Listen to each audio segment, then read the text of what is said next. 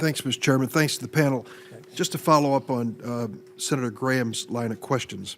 At the time of the memo that was sent by Judge Gorsuch on this issue, in which he said that McCain is best read as essentially codifying existing interrogation policies, I am told that waterboarding was part of the existing interrogation policies of this country.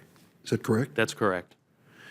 He could not remember that email nor any details surrounding it, but we clearly, through the McCain amendment or the McCain legislation, which I supported, we clearly wanted to outlaw waterboarding and any form of cruel, degrading, and inhumane treatment of prisoners. So there was a built-in inconsistency here. I think that's exactly right. Codify existing procedures, which included waterboarding, and address that as a signing statement on the McCain amendment, which would have prohibited waterboarding. A clear distinction, which Judge Gorsuch, because of a variety of circumstances, did not directly answer. Let me move to another issue, and I don't know if it's Dr. or Mr. Perkins. Thank you for being here. Thank you for your touching story about Luke and his travels and journey and all that you and your family have done to bring him to this point in his life. When Judge Taha, did I pronounce your name correctly? Taha. When Judge Taha talked about the 10th Circuit standard, she left out one word: merely. Merely. I'm trying to draw an analogy, and it may not be the best one. But if I said when it comes to hungry children, the law requires you to provide them more than just a little bit of food, that is a lot different than saying when it comes to hungry children, the law requires you to provide them merely more than just a little bit of food. Difference? One word has made a big difference. It has taken de minimis lower. That was the express statement by Judge Gorsuch, which expanded what was the 10th Circuit standard when it came to your son.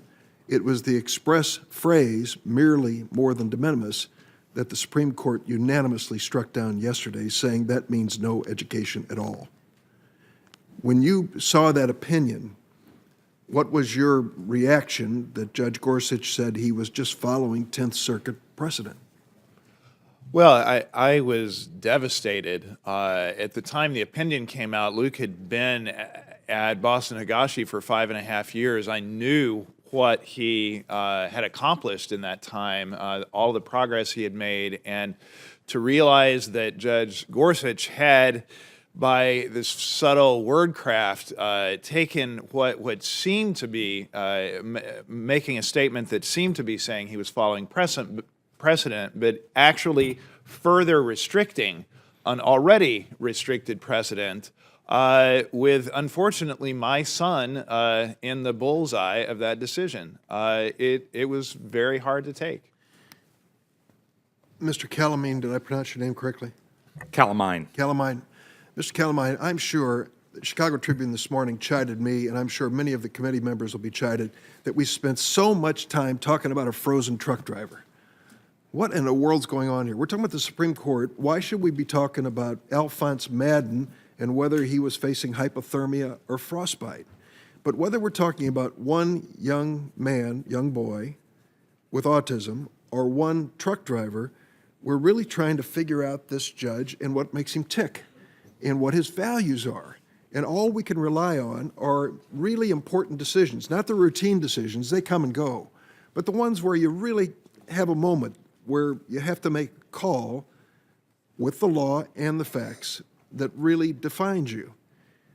Many of the arguments that I've heard here today, I've heard over and over in this committee, and that is, this is programmatic. Here's the law, here are the facts, here's the judge, case closed. We know better. We know better because Merrick Garland is not sitting at the table, or wasn't yesterday. The decision was made that it would be Neil Gorsuch, for fear that Merrick Garland, an Obama appointee, would come in and say exactly the same thing. That really tells us that there's more at stake here than just this programmatic, robotic application of the law. There is something much more fundamental here. I thank you for coming and speaking on behalf of working people. Thank you, Mr. Chairman.